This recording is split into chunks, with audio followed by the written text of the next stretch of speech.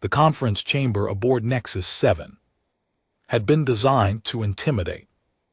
Valeria Kozak understood this the moment she stepped through the pressure seal. The room stretched upward like a throat, dark metal ribs curving into shadow. 9 holographic platforms ringed a central pit where her delegation stood, exposed, small. Judged above each platform floated the emblem of an empire, the tearing. Combined, the Zios mandate, the Keth Dominion, 6 more, each representing billions of souls, centuries of expansion, armadas that blacken stars. And at the bottom of that pit, alone at a steel table, sat one human woman with gray-stray hair and a data slate that held the last will of a species. Ambassador Kozak had not slept in 53 hours. She didn't intend to start now. The Joint Council has reached consensus. The tearing ambassador spoke first, his voice a vibration through the floor.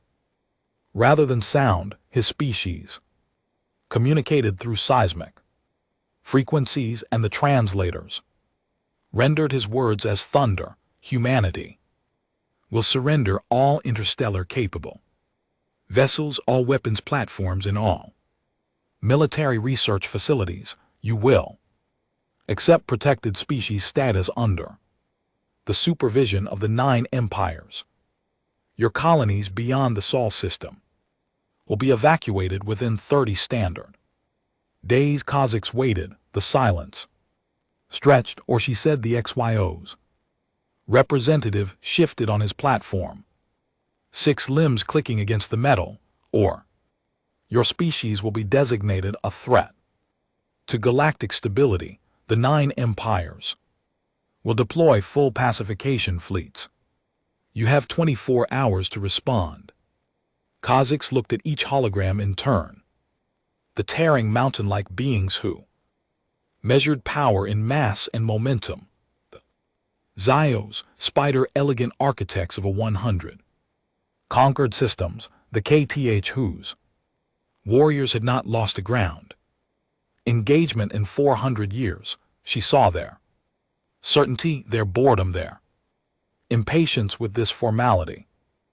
They had already decided the ultimatum was theater. What evidence, Kozak said, carefully supports this designation? The tarring ambassador vibrated with something that might have been amusement. Your species has expanded beyond your home system in less than 200 standard years. You have established 17 colonies. You have weaponized asteroid fields, built warships from mining equipment, and most concerning, you have refused all offers of oversight by established authorities. We refuse subjugation, Kozak said. Those are different words. The chamber temperature dropped, or maybe that was her blood cooling into something sharp. The 9 empires do not subjugate, the Keth representative said, his mandibles clicking in precise rhythms. We stabilize, we order. Your species shows patterns of behavior consistent with eventual aggressive expansion. Preemptive limitation is logical. Kozak set down her data slate. The sound echoed. Let me understand, she said. You're attacking us because we might attack you, and you're giving us one day to hand over our weapons before you destroy us. We are offering protection, the Terrene said. You're offering a cage with nicer locks. The XYO's representative raised 2 limbs in a gesture that translated as warning. Ambassador, your emotional responses are noted but irrelevant. The 9 empires possess 4,000 capital ships. Humanity possesses 43 vessels, none of which exceed cruiser classification. Your home world's orbital defenses are inadequate against a single battle group. This is not negotiation. This is notification. Kozak smiled. It was not a warm Expression, you've studied our history, she said. You mentioned our expansion, our weapons, our colonies. Did your analysts include the other parts, the ones about what happens when someone corners us? Silence. We have a word on Earth, Kazakh continued. We don't use it often. When we do, it means that every rule, every law, every boundary we built for ourselves, it's gone. You want to know what humanity does when we're afraid? We don't run, we get creative, and we have been creative for a very long time. The KE representative leaned forward. Is that a threat, Ambassador? Kazakhs picked up her data slate. She had delivered her message, not to the 9 empires. They would never listen. To the 10th empire, the one whose platform remained dark, whose representative had not appeared, whose sensors, she knew, were recording every word. No, she said, that's a promise. She turned her back on 9 holographic war councils and walked toward the exit. Behind her, the tearing ambassador's voice rumbled. 24 hours. Ambassador, we will be watching. Kazakh paused at the door, didn't turn around. Then watch closely. The pressure seal closed behind her. In the corridor, her aide waited with pale cheeks and trembling hands. Kazakh handed him the data slate. Send that to Earth, she said. Encrypted channel and find me everything we have on the VTH syndicate. The 10th Empire, Ambassador, they're neutral. They've been watching us for 3 years. Kazakhs said, that's not neutral, that's shopping. She walked toward the docking bay, her footsteps ringing on metal behind her. In the conference chamber, 9 holographic platforms flickered as their occupants began shouting translations across language barriers. And somewhere, in the darkness between stars on a ship that had no name and no registry, a single VTH operative designated only as observer watched the recording for the 3rd time. She paused it on Kazakh's smile, then she pulled up humanities military history and began reading the sections the 9 empires had dismissed as primitive. The section about Stalingrad, the section about the Warsaw Uprising, the section about a bridge on a river called Remagen. Observer closed her files and opened a secure channel to VTH High Command. Requesting reassessment, she transmitted, the 9 empires have made an error in their calculations. I believe they have mistaken human compliance for human capacity. The response took 3 minutes to arrive. Elaborate. Observer played the recording of Kazakh's smile again. They're not afraid, she said. They're calculating. And I don't think they're calculating. Surrender. The channel went silent for a full minute. Then, observer, you are authorized to make contact. Do not reveal syndicate involvement. Gather data. We will reconvene when the 9 empires come to their attack. Observer closed the channel and looked at the star map on her display. Earth hung in the void, blue and fragile, and surrounded by converging red icons. 23 hours remained. She wondered if that would be enough time to warn them, or enough time to decide whether the vet syndicate should do something none of the 9 empires would ever expect. Choose a side. 3 years, 142 days, and approximately 11 hours. Observer had counted every moment since her assignment began, not out of impatience. The vet syndicate did not experience time as other species did. They measured it in data density, in neural pruning, in the slow accretion of understanding. 3 years among humans had been, by That measure an eternity, she had arrived on Earth disguised as a trade delegate from a minor species, the Nine. Empires had absorbed centuries ago. Cover identity was flawless, biological.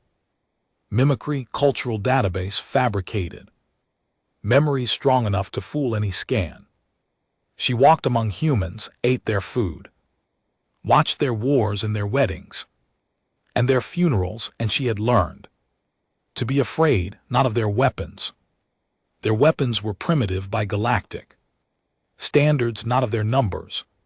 Their population was unremarkable for a species that had reached the stars, not even of their ambition, which was considerable but not exceptional.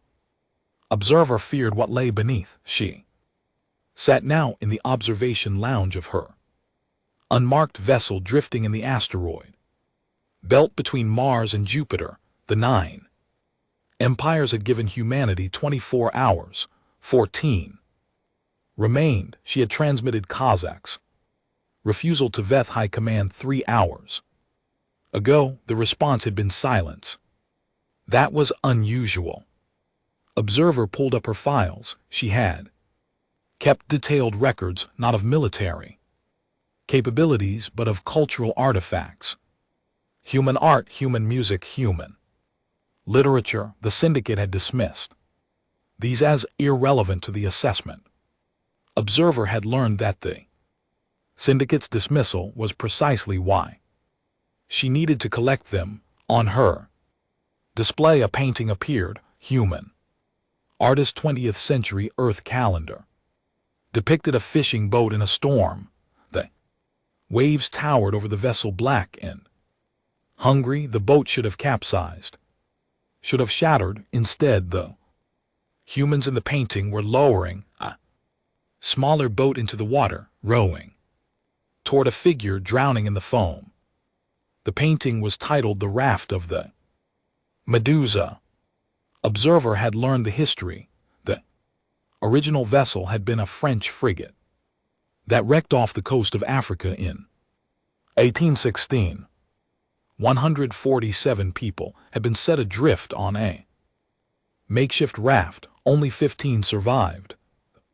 Survivors had resorted to cannibalism. They had murdered each other. They had also in the painting a single figure waving a cloth at a distant ship on the horizon. Humans had made art about the worst thing they had ever done to each other, and then they had hung it in museums for everyone to see. Observer closed the file, opened another recording of a speech. Human leader named Churchill, 1940, during a war that had killed 60 million of them. The words were simple: we shall fight on the beaches, we shall fight on the landing grounds, we shall fight in the fields, and in the streets we shall fight in the hills, we shall never surrender. The crowd had cheered. 60 million dead. Cheering. Observer had calculated the statistical probability of a species surviving itself after such losses. The numbers made no sense. According to every predictive model the VETH had ever developed, humanity should have collapsed into permanent barbarism, should have fractured into wearing factions, should have gone extinct. Instead, they had built telescopes, reached for the stars, sent messages into the dark saying, we are here, we are frightened, please be kind. And when the dark answered with silence, they had learned to be kind to each other. Instead, Observer's console chimed, a message from VTH High Command finally breaking silence. Observer, the 9 empires will commence fleet movement towards Sol system in 6 standard hours. They anticipate no resistance. Provide final assessment. Observer stared at the message. 6 hours. The syndicate wanted her conclusion so they could file it away, nod sagely, and do nothing while 9 armadas crushed species that painted its worst moments and cheered for hopeless fights. She typed her response, final assessment. Humanity is not a threat. Humanity is not a victim. Humanity is a mirror. The 9 empires see reflected what they believe is weakness. I see reflected what the VTH have forgotten. She paused. Her fingers hovered over the input pad. In 3 years I have not found a single human who would surrender to the 9 empires, not the soldiers, not the politicians, not the children. They will fight, they will lose, they will become something the galaxy has never seen. She sent the message, waited. The response came faster than she expected. Observer, you are authorized to deviate from standard protocol. What do you propose? Observer pulled up a map of vet military assets. The syndicate maintained a fleet of observation vessels, research platforms, and secretly never acknowledged a small number of warships designed for self-defense. One of them was within 3 days' travel of Earth, too slow to help in a battle, but that wasn't what Observer had in mind. High Command, I propose we give humanity something they don't have. And what is? Clear's throat. That Observer's answer crossed the void between stars in a burst of encrypted data. Time. The response took 30 seconds. Elaborate. Humanity cannot win a conventional war. They know this. The 9 empires know this, but humanity can win something else. They can win fear. They can win uncertainty. They can make the 9 empires wonder every moment of every day whether the cost of conquest is worth the price of extinction. Observer closed her eyes. She had learned that gesture from humans.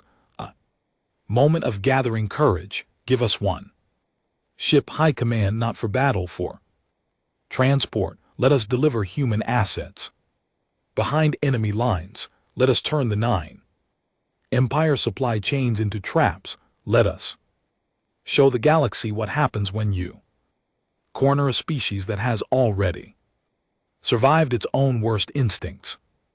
The channel went silent for 2 full minutes. Then Observer, the syndicate council will vote. Await instructions. Observer opened her files again. This time she pulled up a photograph. A human child, perhaps 6 Earth years old, standing in front of a school on a colony world. The child was holding a drawing of a spaceship. Above the drawing, written in unsteady handwriting, were 5 words: we will go to the stars. Observer touched the image. Whatever the vote, she whispered, I'm already on your side. The betrayal revealed. The 9 empires expected humanity to beg. They expected transmissions clogged with pleas, with concessions, with the desperate bargaining of a species facing extinction. They had seen it before. The Terran had conquered 14 species. The Zyos had absorbed 22. The KE had annihilated 3 entirely. Every single one had broken when the Armada appeared.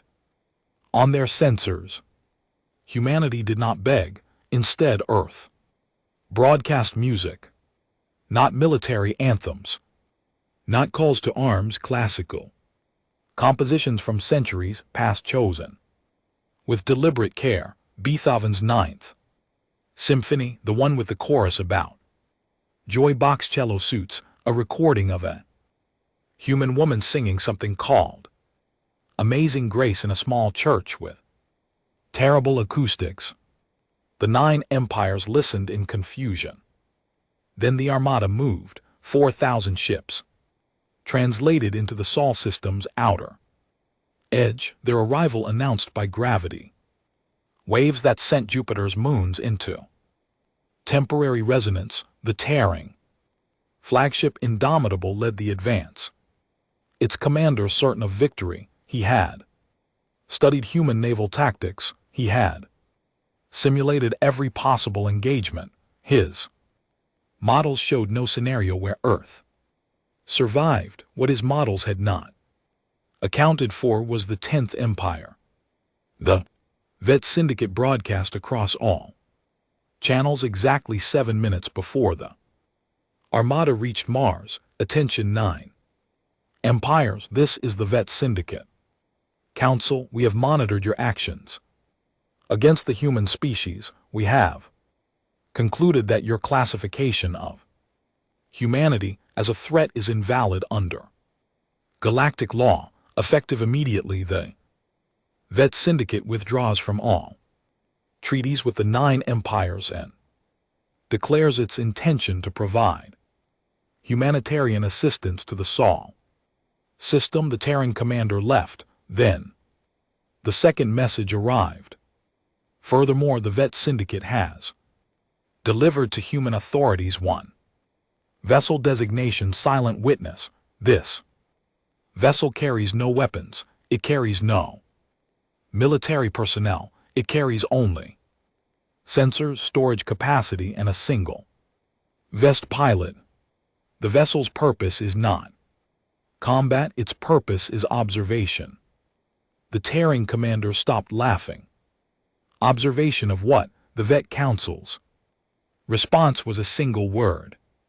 Consequences. Aboard Earth, Ambassador Kozak watched the broadcast from a bunker beneath Geneva. Beside her, General Marcus Webb. No, the name was banned. Let's call him General Stone scowled at the display. It's a trick, Stone said. They're giving us a ship with no guns. What are we supposed to do with that? Run. Kozak shook her head. They're giving us something better than guns. What's better than guns? Access. The VETH ship dropped out of faster than light travel above the moon. 12 minutes later, it was smaller than any human warship, its hull a dull gray that absorbed radar and thermal scanning. No markings, no insignia, just a single docking port that extended toward the closest human orbital station. A vet pilot emerged. She looked human. That was the first thing the boarding party noticed. The same bipedal structure, the same facial arrangement, the same deliberate eye contact that humans used to signal trust. But her eyes were too large, her movements too fluid, and when she spoke, her voice carried 2 frequencies at once. My designation is Observer, she said. I have been authorized to assist your species. The Silent Witness is yours. I will remain aboard as liaison. General Stone kept his hand on his sidearm. Why? Observer tilted her head. Because the VETH Syndicate was once like you, small, surrounded by larger powers, who called our independence aggression. We survived because a species we had never met gave us a chance. We have waited 4,000 years to repay that debt. And what species was that? Observer smiled. It was a human smile. She had practiced for 3 years. Yours you don't remember. You were still drawing on cave walls when we met, but we remember your ancestors shared water with ours when the galaxy was young and we had no other friends. The Veth do not forget. Stone stared at her. Kozak stepped forward. Show us what's inside the ship. Observer led them through the airlock. The Silent Witness was cramped, designed for efficiency rather than comfort, but they cargo bays, there were 6 of them, held something that made Kozak's breath catch. Data cores, hundreds of them. Observer touched one. A holographic display bloomed, showing star charts, supply routes, fleet compositions, Taring Combine's entire military logistics network. Another core displayed the XYO's mandates, command hierarchy, complete with personal schedules and security vulnerabilities. A third showed the Keth dominions. Planetary defense grids every week. Point marked in red, we have been watching the 9 empires for a very long time, observer said quietly. We have recorded everything there. Movements, their secrets, their fears.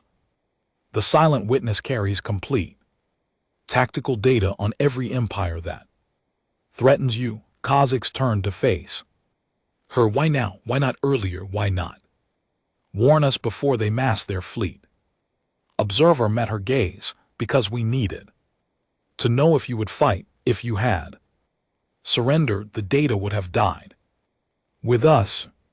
But you didn't surrender, she gestured at the data cores. Ambassador, your speech on Nexus 7 was recorded by every intelligence network in the galaxy. You told the 9 empires to watch closely. They did, and so did we.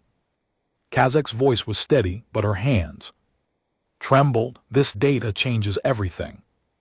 No, observer said, it changes nothing. You still cannot win a conventional war. You still have 43 ships against 4,000.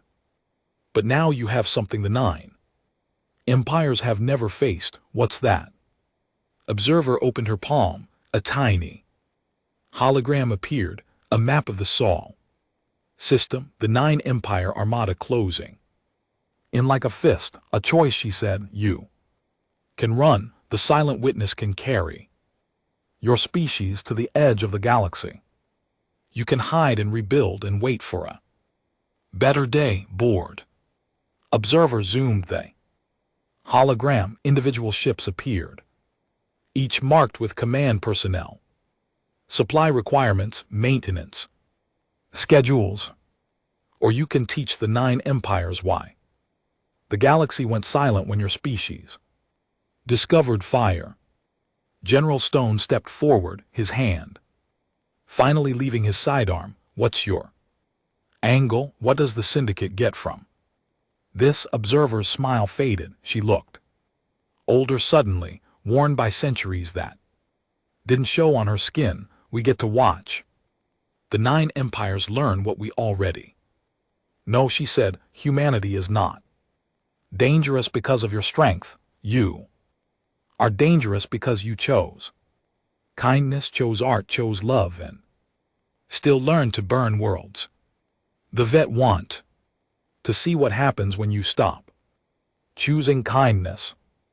Kazakh stared at the data cores, at the holographic armada, at the small gray ship that carried no weapons and no soldiers and no hope. Do you know what we'll do with this? She asked. Observer nodded. Yes, she said. That's why I'm here. The cargo commander, Jason Craw, had been fishing when the 9 empires arrived. Not metaphorically, he had been sitting on a dock in northern Minnesota. Planetside leave he had not taken in years, holding a rod with a tangled line, and not caring that he hadn't caught anything. The war had ended 3 months ago, the human war, the one between nations, the one that had seemed so important before aliens appeared and made every border meaningless. His communicator had chirped. General Stone's voice stripped of all preamble. Cross, you're reactivated. Transport to Geneva in 6 hours. What's the situation? Bad. Will brief you when you arrive. Bring your field manuals.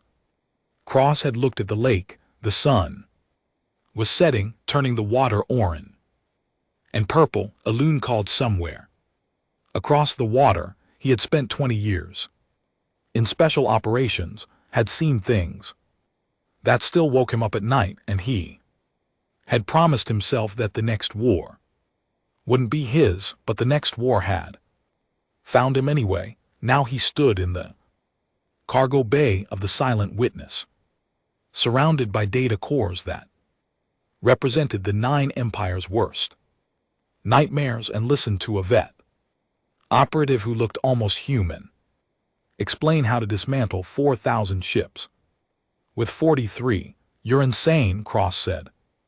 Observer nodded. That is a common human assessment of VTH strategic thinking. It is not inaccurate. Cross turned to the holographic display.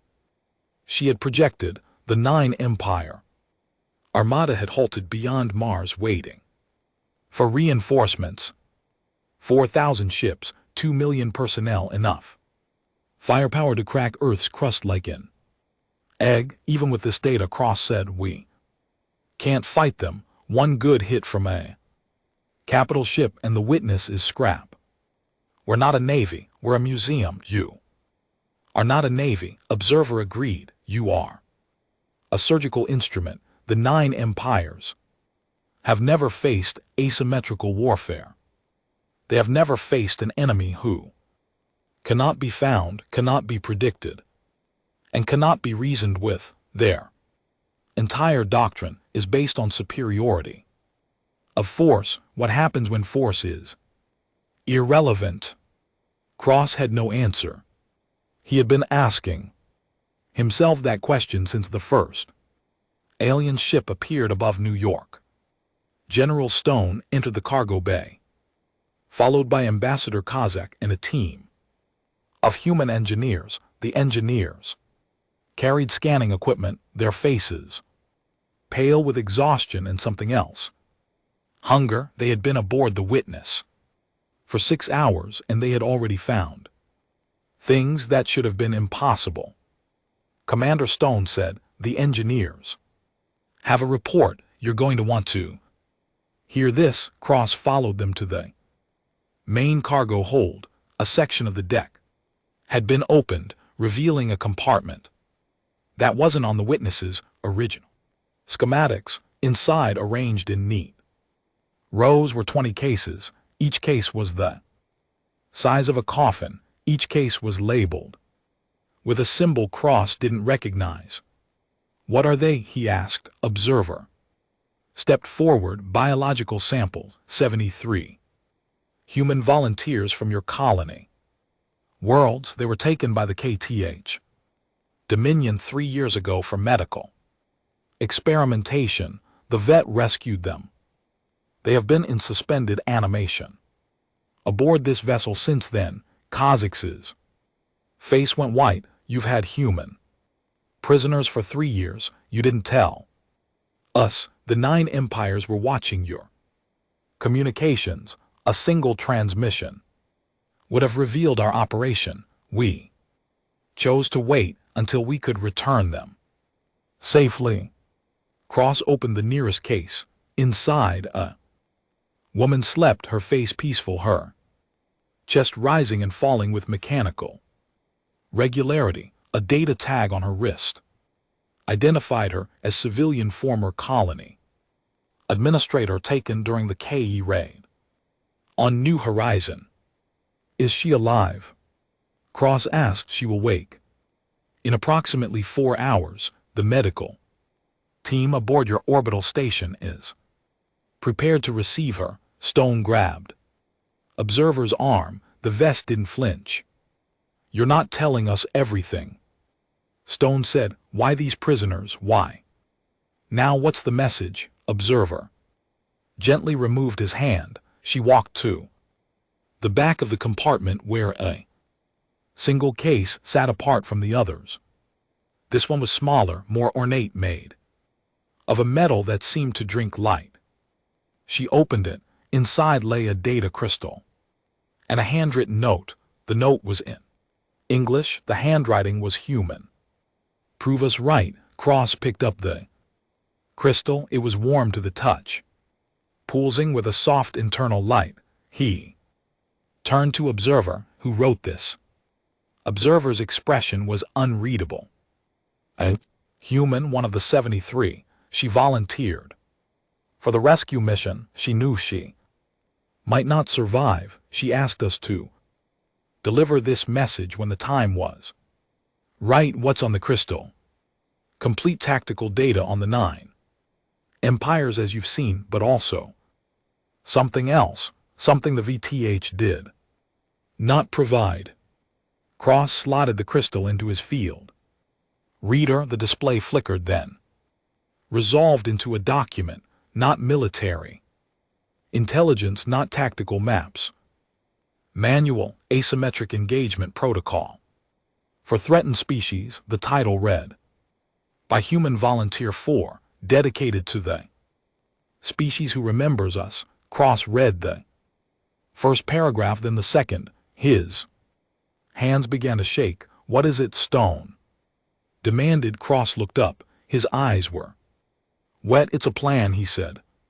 Not for fighting them, for breaking them, for making them so afraid of us that they can't function. It's everything we taught ourselves during every occupation, every genocide, every war we ever lost. It's how to win when you can't win. He turned to Observer, who was Volunteer 4. Observer looked at the sleeping woman in the first case, then at the note, then at the crystal. She was a historian. Observer said she studied your 20th century, your wars of resistance, your insurgencies, your ability to turn every disadvantage into a weapon. The 9 empires took her because they thought she was harmless. Cross closed the crystal in his fist. They were wrong, he said, and somewhere beyond Mars, 4,000 ships waited for a surrender that would never come. Strategy. Commander Cross had 72 hours. That was the estimate. The 9 empires would finish their reconnaissance of Sol's outer defenses in 72 hours. Then they would advance. Then they would begin orbital bombardment. Then Earth would burn. 72 hours to design. Campaign that had no precedent in galactic history. The war room beneath Geneva was a converted parking garage. Its ceilings low, its walls lined with stolen displays and jury-rigged communications equipment. Cross stood at the center, surrounded by officers who had been pulled from retirement, from hospitals, from the graves they had not yet been lowered into. Observer stood in the corner watching. The 9 empires have 4,000 ships. Cross began. We have 43. They have 2 million combat personnel.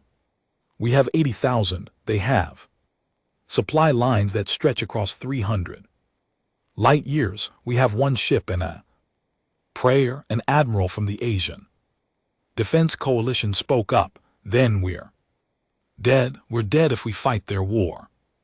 Cross said, we're not going to fight their war. He activated the holographic display. The 9 Empire Armada appeared, a wall of red icons stretching across the outer system, but Cross zoomed out, showing the galaxy beyond.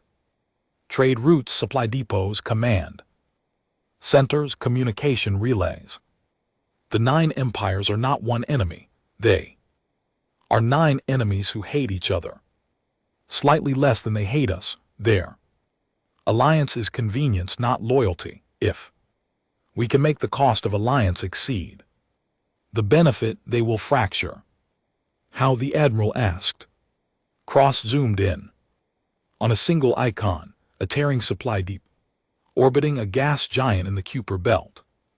We don't have a fleet, but we have the Silent Witness, and we have 73 humans who spent 3 years inside VTH intelligence networks. Observer has trained them. They know the 9 empires protocols, their languages, their fears. He highlighted the supply depot. 3 days from now, a tearing resupply vessel will dock at this depot. It will carry fuel, ammunition, and spare parts for the Armada. We're going to take it. Silence. Take it with what? Someone asked. With 10 humans and a Veth pilot. The depot security is designed to detect military vessels. The Witness reads as a civilian transport. We'll dock under a false flag, deploy our team, and assume control before the tearing know we're there. And then Cross smiled. It was not a pleasant expression. And then we're going to send The Armada a message, the briefing. Lasted 8 hours. By the end, Cross had outlined 17 operations, each designed to bleed the 9 empires drop by drop. No battles, no declarations, just small, precise strikes that would leave the enemy wondering where the next blow would fall. When the room finally emptied, Observer approached him. Your plan has a 73% chance of failure, she said. Cross nodded. I know you're going. Anyway, it's not about winning, it's about making them afraid to fight. Observer studied him. The volunteer who wrote the manual, the one you're following. She said something about humans. She said, you are the only species who learned war as children and never forgot the lesson. Cross looked at the holographic display. The red icons were still there, still waiting, still confident. She was right, he said. The galaxy forgot what war felt like. They turned it into math, numbers, probabilities. They forgot that war is fear, war is chaos, war is a human with a knife in the dark. He turned to Observer. 73% chance of failure. That means 27% chance we succeed. I've won with worse odds. Observer said nothing, but she made a note in her personal log. Day 1141 of observation. Humans still do not understand probability. I believe that is their greatest weapon. 72 hours later, the Silent Witness undocked from Earth's orbital station and disappeared into the darkness.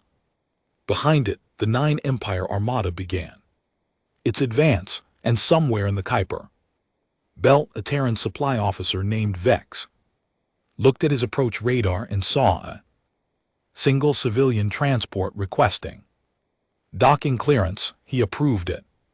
Without a second thought, he would be the first of many. The nightmare begins. The Terran supply depot, designated T-774, was not built for beauty. It was a functional lump of metal and ceramic, bristling with docking ports and cargo cranes. Its interior a maze of storage containers and recycling processors. Crew of 83 Terran managed the facility. Their days measured in supply manifests and fuel reports. None of them had seen combat. None of them expected to. The Silent Witness docked at 3:47 station time. Commander Cross led the boarding party through the access tube, his team moving in silence. 10 humans, 10 shadows. Observer had provided them with tearing environment suits modified to fit human proportions. From a distance, they could pass for the enemy. Up close, the deception would not hold. They had 15 minutes. The access tube opened into a receiving bay. 3 Terran stood at a cargo terminal, their backs to the humans. Cross raised his hand. 5 fingers. 4, 3, 2. He dropped his hand. The humans moved. They had trained for this moment on the Witness, running simulations until the movements became reflex. Disable the guards. Secure the communications hub. Locate the command center. Every second counted. The Tari never saw them coming. Cross knelt beside the first guard, checking vitals. The Terran was alive, stunned by a directed energy weapon the VTH had provided. He would wake in 4 hours with no memory of the attack. Command center is secure. Voice whispered in Cross's ear. We have control of internal communications. Upload the package, Cross said. All channels, all frequencies. The human at the communications hub hesitated. Commander, this will broadcast to the entire Armada. They'll know we're here. That's the point. The package uploaded in 17 seconds. It was Simple, a video file recorded on Earth. Edited with care, it showed 9 flags. Burning, the tarring combine, the XYOs. Mandate, the Keth Dominion, all 9. Empires, their symbols consumed by fire. Beneath the flames, words appeared. We don't need a fleet, we need 10 minutes. Inside your airlock, the broadcast reached the 9 Empire Armada at 352. On the tearing flagship Indomitable, Commander Thrax watched the message with growing confusion, then anger, then something he had not felt in 40 years of military service, fear. How did they reach T-774? He demanded.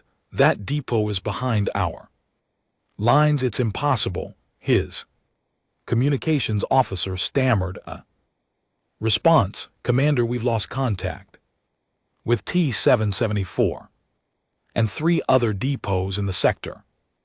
They're not responding to hails. Send a patrol, find out. The lights flickered on every ship in the Armada, on every display, on every channel. The same message appeared again. We don't need a fleet, we need 10 minutes inside your airlock.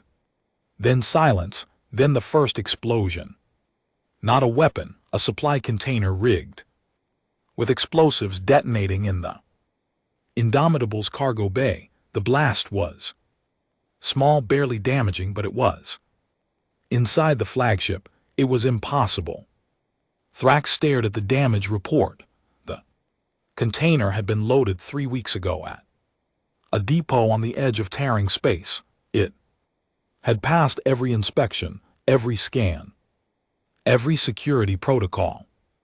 And yet, Commander, his security officer, said the container's manifest lists the contents as standard rations, but the detonation signature suggests human explosives. We don't know how they got aboard. Thrax grabbed the officer's collar. Find them. Find every container we took from every depot in the last month. Seal the ship. No one enters or leaves until the lights flickered again. Not an explosion. This time a broadcast hijack. The Indomitable's internal communication system, usually secure, now carried a single voice. Commander Thrax. The voice was human male. Calm. This is Commander Jason Cross of the Human Resistance. I'm not on your ship, but I am in your supply chain. I am in your command structure. I am in every container, every transport, every depot you thought was safe. Thrax looked around the bridge. His officers stared at him, waiting for orders he didn't have. Your models told you we would surrender. The voice continued. Your models were wrong. We have been fighting for our survival since before your species learned to write. You have invaded the one place you should have left alone. What do you want? Thrax demanded. Nothing from you but the Veth, the empire you dismissed as irrelevant. They want you to understand something. Human species does not forget. We do not forgive, and we do not lose. The broadcast ended on the Indomitable's long-range scanners. 3 more supply depots went dark. Commander Thrax issued his first order of the day. Recall the fleet. All ships return to defensive positions.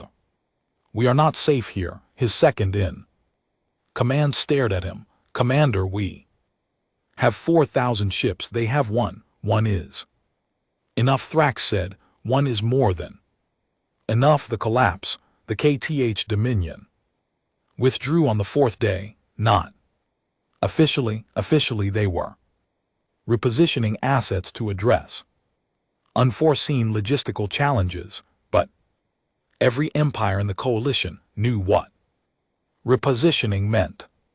The KE had lost 3 command ships in 48 hours, not destroyed. Worse, they had been found drifting, power offline, crews alive, but unable to explain what had happened. One of the crews had carved a message. Into the bulkhead, we were in your walls. The HFY's mandate followed on the 6th day. Their withdrawal was louder, angrier, accompanied by accusations of Veth interference and human barbarism. But the accusations changed nothing. The Zyos had lost their supply chain. Every depot, every transport, every cargo vessel within 3 jumps of Saul had been compromised. They could not feed their fleet, could not fuel their ships, could not fight a war against an enemy. They could not find. On the 8th day, the Taring Combine held a war council. Commander Thrax attended via hologram, his image flickering with the same uncertainty that plagued his thoughts. The other Empire representatives looked haggard and afraid. They had come to crush a primitive species and found themselves trapped in a nightmare. The humans have taken 12 of our supply depots, Thrax reported. They have boarded and disabled 17 of our ships. They have broadcast propaganda across every channel we own, and we have not seen a single human warship. The HFY's representative leaned forward. What are you suggesting?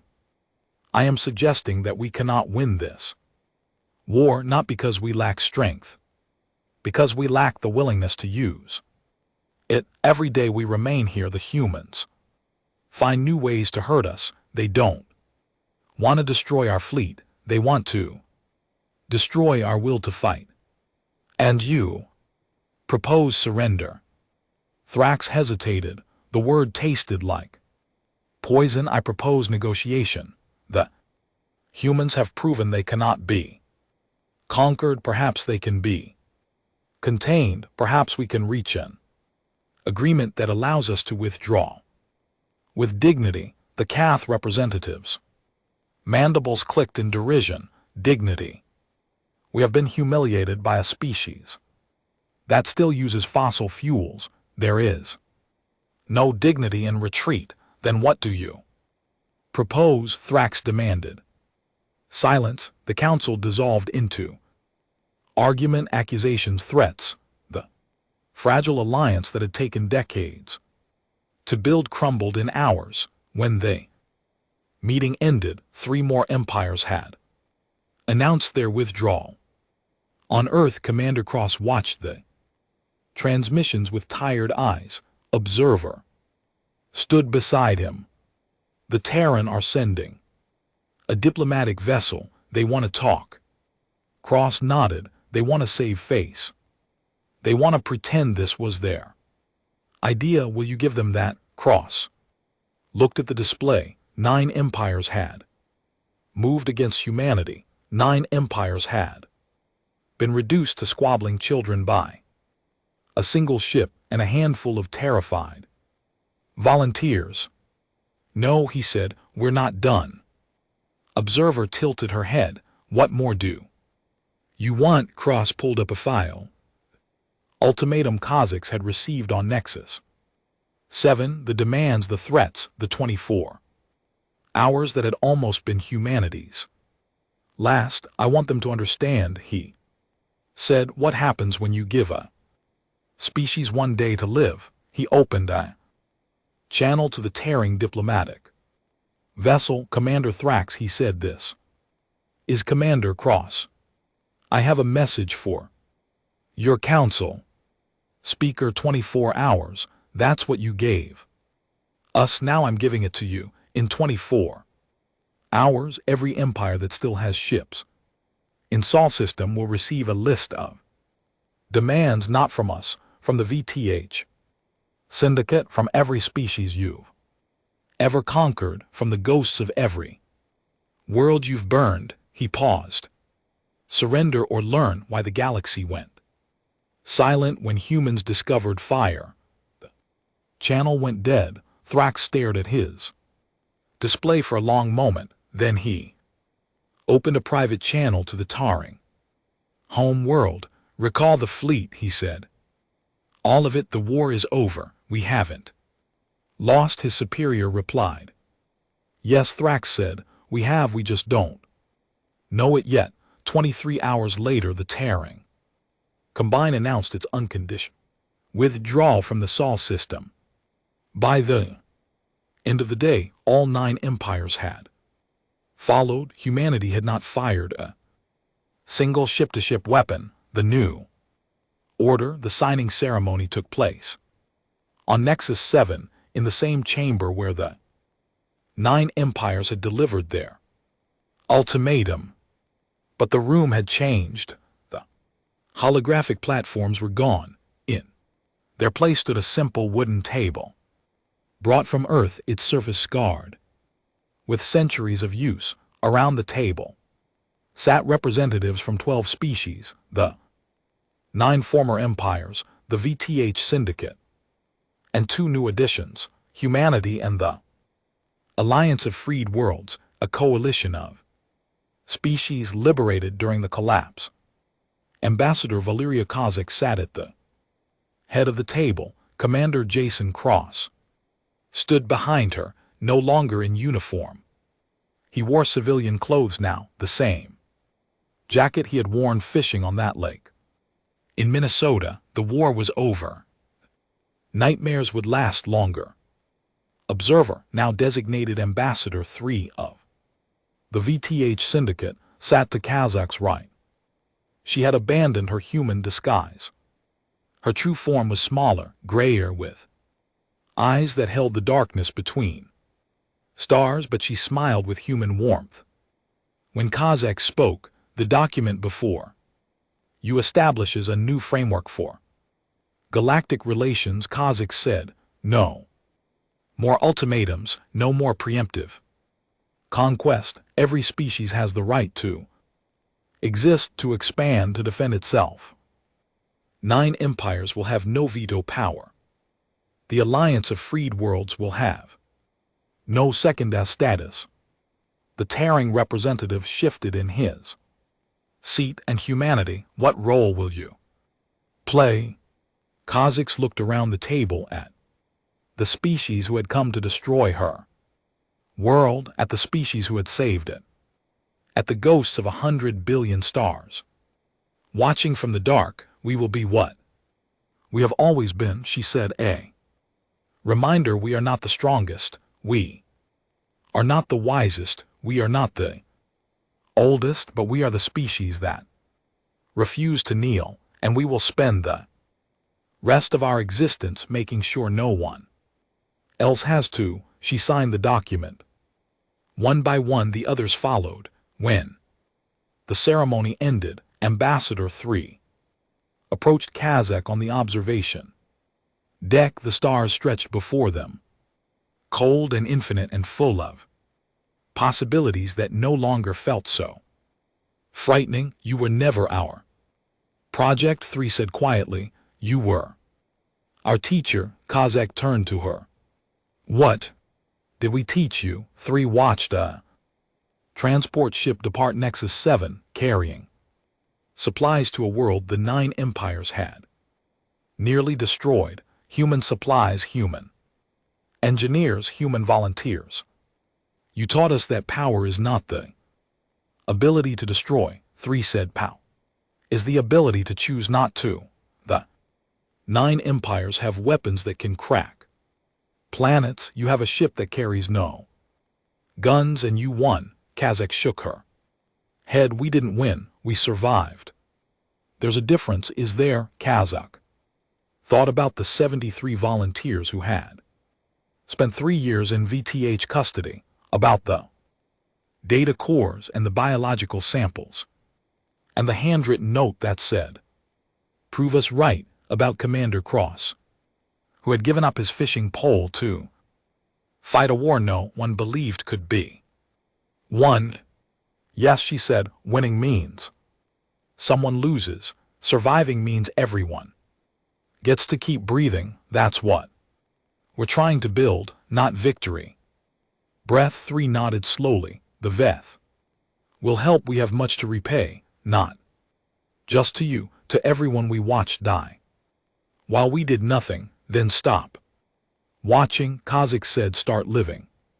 She extended her hand. 3 took it. The gesture was human, ancient, biological, ridiculous in the cold.